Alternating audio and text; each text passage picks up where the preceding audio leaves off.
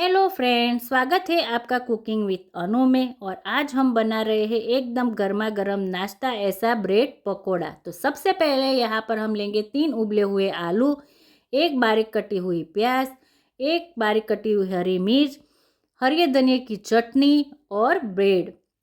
सबसे पहले अब यहाँ पर हम बनाएंगे मावा। तो सबसे पहले यहाँ पर हम लेंगे तेल, उसमें डालेंगे राई, हींग, हल्दी, धनिया पाउडर, लाल मिर्च पाउडर, हरी मिर्च, थोड़ा सा कर देंगे मिक्स। अब उसमें डालेंगे प्याज, उसे भी थोड़ा सा मसालों के साथ सौटे कर देंगे।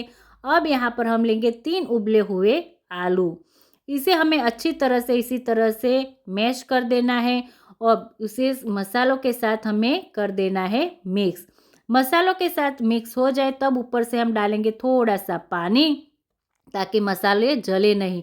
अब डालेंगे चाट मसाला, गरम मसाला, स्वाद अनुसार नमक, उबले हुए मटर और उसे भी हम अच्छी तरह से कर देंगे मिक्स।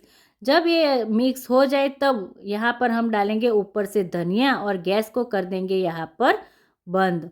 अब यहाँ पर करेंगे बेसन के खीरे की तैयारी। तो सबसे पहले यहाँ पर लेंगे 1.5 कप बेसन, नमक, धनिया पाउडर, हल्दी, लाल मिर्च पाउडर, हींग और बारीक कटी हुई धनिया।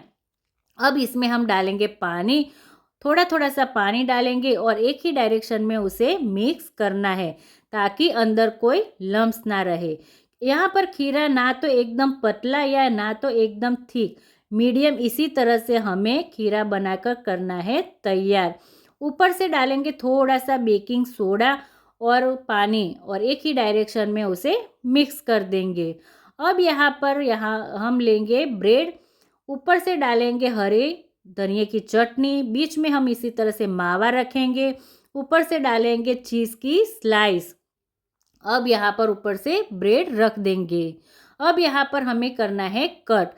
तो इसी तरह से हमें धीरे धीरे से कट करना है ताकि ब्रेड यहाँ पर टूट ना जाए और इसी पिज़्ज़ा कटर से आसानी से कट कर देंगे। तो एकदम परफेक्ट इसी तरह से हमें ब्रेड पकोड़ा बनाने के लिए ब्रेड को कट करना है। यहाँ पर हमारा तेल भी गर्म हो गया है। तब यहाँ पर हम बेसन के खीरे में उसे अच्छी तरह से डुबोएंगे और उसे डाल देंगे तेल में। तो इसी तरह से सारे पकोड़े हम कर देंगे तैयार।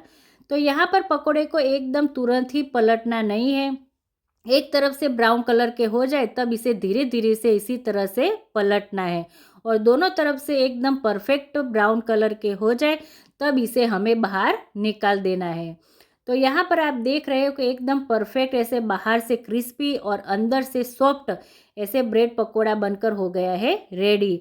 इसे चाय के साथ या हरे धनिया की चटनी के साथ आप खा सकते हो। तो अगर आपको मेरी रेसिपी अच्छी लगी हो तो प्लीज़ मेरी वीडियो को लाइक, शेयर और सब्सक्राइब करना ना भूलें। Thank you.